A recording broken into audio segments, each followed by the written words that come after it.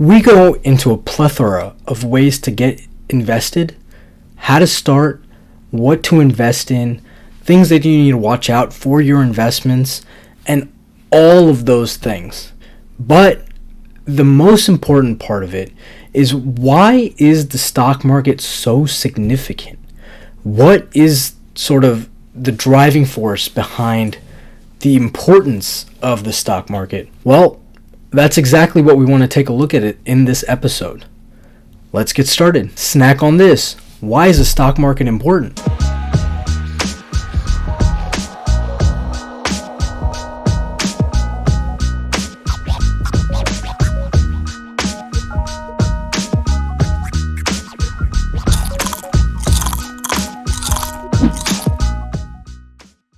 The stock market is actually one of the most vital components of a free market economy. A free market economy is an economy that is based on supply and demand with little to no government control.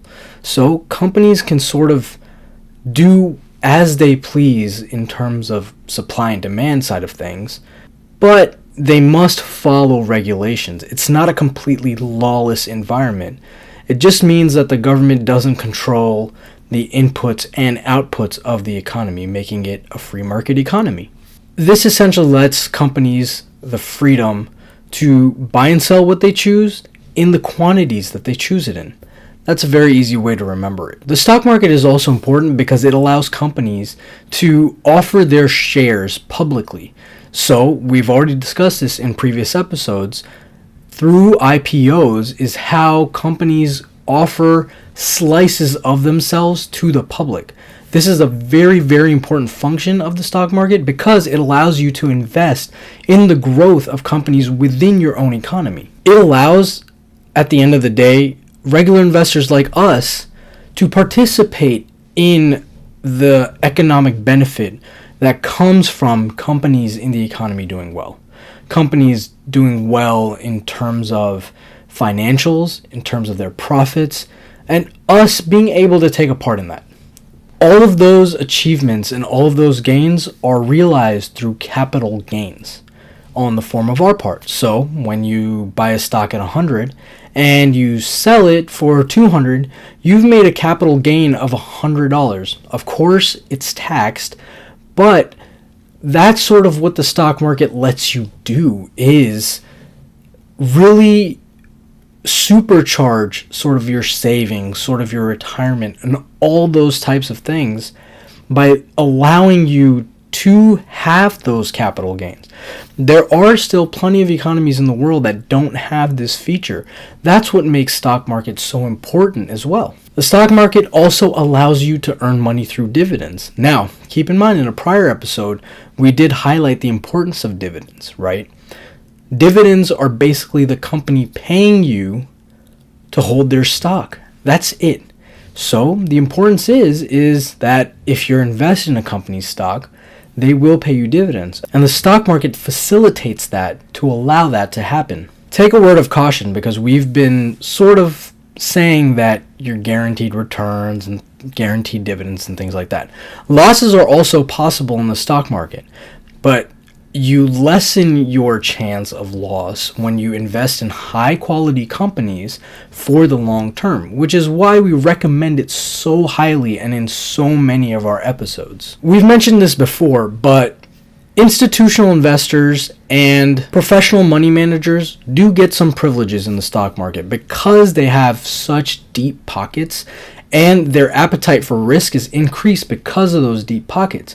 But the stock market as a whole does attempt to offer a level playing field for everyone involved. That means even the guys with the deep pockets are paying prices similar to that of you and me. Now, do they get some sort of preferential treatment? Do they get preferred stock? Do they qualify for those sort of things? Of course they do.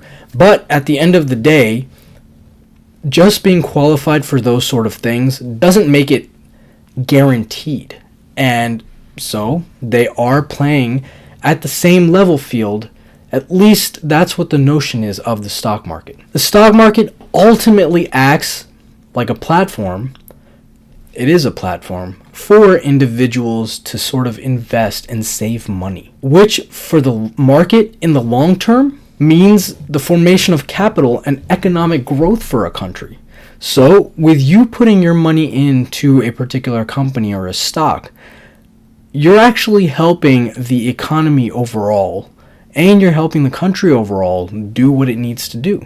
And this is regardless of where you might be trading. If you're trading in Japan, if you're trading in China, if you're trading in India, Europe, you're doing the same exact thing. By investing into the stock market, you're allowing more capital in the form of money flow into the stock market, flow into the economy by the way of helping these companies do R&D, helping these companies hire more people by giving them that money, helping these companies sort of do social initiatives that they're after.